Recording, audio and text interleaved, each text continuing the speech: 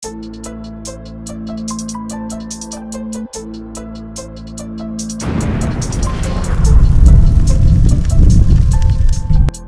বিশ্বজিৎ চ্যাটার্জি মুম্বাই থেকে বলছি। আপনারা সবাই ভালো আছেন আশা করি।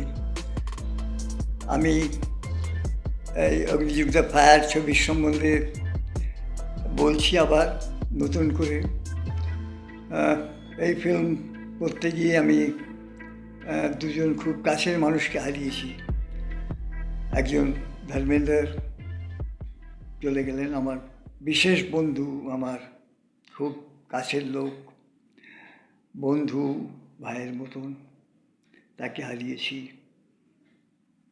আরেকজন চলে গেছেন আমার ছবিতে, যিনি মহাত্মা গান্ধীর ভূমিকায় কাজ করেছেন।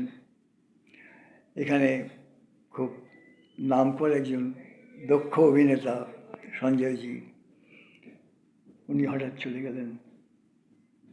গত বছরও পুজোয় এসেছিলেন, গান গেয়ে গেছেন আমার দুর্গা পুজোয়।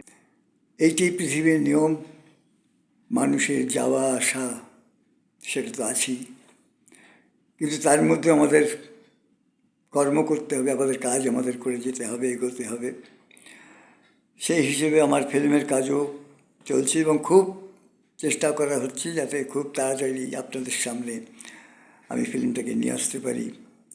এবং একটা আনন্দের খবর যে আজ 15ই আগস্ট স্বাধীনতা দিবসের দিন প্রথম এই ছবির টিজার আজকে রিলিজ হয়েছে এবং এটা একটা আনন্দের খবর।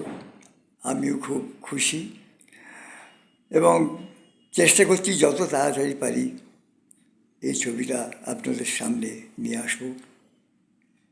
অনেক খাটাখাটনি আছে, অনেক কাজ আছে, কিন্তু এই ছবি তো আগেও বলেছি, আবার বলছি, আমি সত্যটাকে তুলে ধরার চেষ্টা করছি এই ছবিতে।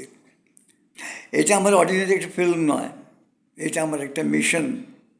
এই মিশন আমি আমার দেশের 140 কোটি ভারতবাসীর কাছে নিয়ে আসছি। এটা আমার একটা স্বপ্ন, এটা আমার একটা ড্রিম প্রজেক্ট।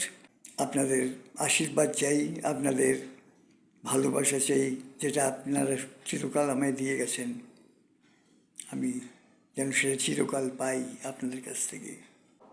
শ্রীকৃষ্ণ যেমন জন্মেছিলেন এবং বারবার কোনো না কোনো ঈশ্বরের রূপ ভারতবর্ষে কেন পৃথিবীতে এসেছেন। যখনই দেশে অনাচার বেড়ে যায়, যখনই পৃথিবী কন্ট্রোলের বাইরে চলে যায় এবং খারাপ শক্তি যারা দুর্বলের উপর অত্যাচার করে, তখন তাদের বাঁচাবার জন্যে ঈশ্বরের আবির্ভাব হয়। তো সম্ভব আমি যুগে যুগে যে কথাটা আছে, আমি বলবো সুভাষচন্দ্রকে ঈশ্বর পাঠিয়েছিলেন যে সেভ ইন্ডিয়া, ভারতবর্ষের স্বাধীনতার তুমি মুখ্য ভূমিকা নাও, তুমি সর্বাধিনায়ক হয়ে এসো, দেশের মানুষের জন্যে লড়াই করো, তাদের পথ দেখিয়ে দাও এবং তাতে যে ইংরেজ শক্তি তারা দুর্বল হয়ে যায়, তারা ভয় পেয়ে যায় এবং তারা দেশ ছেড়ে পালায়। আমি এই ভারতবর্ষের সত্যিকারের ইতিহাস, আজাদির লড়াই, আজাদি কা লড়াই যে হয়, যেটাকে আমরা বলি স্বাধীনতার সংগ্রাম, সেটা একটা অন্য রূপ আগেকার দিনের যারা লেখক বা ঐতিহাসিক তারা দিয়ে গেছেন, কিন্তু সেটা সত্যি নয়। এর মধ্যে বহু ঘটনা আমার নিজের জানা। আমি দেখেছি 50-এর মন্বন্তর, আমি দেখেছি 1942, আমি দেখেছি 1946-এর হিন্দু মুসলিমের দাঙ্গা কলকাতায় বসে। তা আমার কাছে, এবং আমি দেখেছি 46-এ ভারতবর্ষ কীভাবে স্বাধীন হয়েছিল। তা আমার জীবনে আমি এগুলো দেখতে পেয়েছি। তাই আজকে আমার যা কিছু অভিজ্ঞতা, আমার যা কিছু বলার, আমার যা কিছু আমি জেনেছি আমার সামান্য মস্তিষ্কে, আমি সেটাই আজকে আমার প্রিয় ভারতবাসীর কাছে, আমার সারা দেশবাসীর কাছে আমি ফিল্মের মাধ্যমে, কারণ আমি ফিল্ম বানাই, আমি ফিল্ম অভিনেতা, তো বহু বছর পর আমি পরিচালনায় নেমেছি, যাতে আমি চেষ্টা করছি যাতে এটা এই যে সত্যতা, আমাদের স্বাধীনতা সংগ্রামের যে সত্যতা, সেটা মানুষের সামনে তুলে ধরার।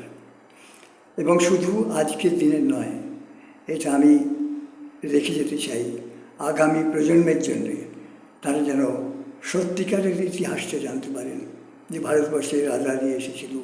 তারা একটা কালো চশমা পরে আজকে জানছেন, মানে কালো চশমার ভেতর দিয়ে দেখতে পাচ্ছেন যে ভারতবর্ষের স্বাধীনতা কীভাবে এসেছিল, কিন্তু সেটা সত্যি নয়। সত্যিটা আমি চেষ্টা করছি তাদের সামনে তুলে ধরার, সারা দেশবাসীর সামনে তুলে ধরার। এবং এই ছবি আমি ডেডিকেট করব আমার 140 কোটি ভারতবাসীকে। This film will be dedicated to the people of India. আমি আজকে শেষ করলাম। আপনারা সবাই ভালো থাকবেন, সুস্থ থাকবেন এবং কখনো অন্যায়ের সাথে আপোষ করবেন না। যেটা রবীন্দ্রনাথ ঠাকুর বলে গেছেন, অন্যায় যে করে আর অন্যায় যে সহে, তব ঘৃণা যেন তাদের তৃণ সমুদায়। আমি সেটাই বলবো। আপনারা ভালো থাকুন, সুখে থাকুন। I love India, I love India. আজকে একটা কথাই বলবো, জয় হিন্দ, জয় ভারত।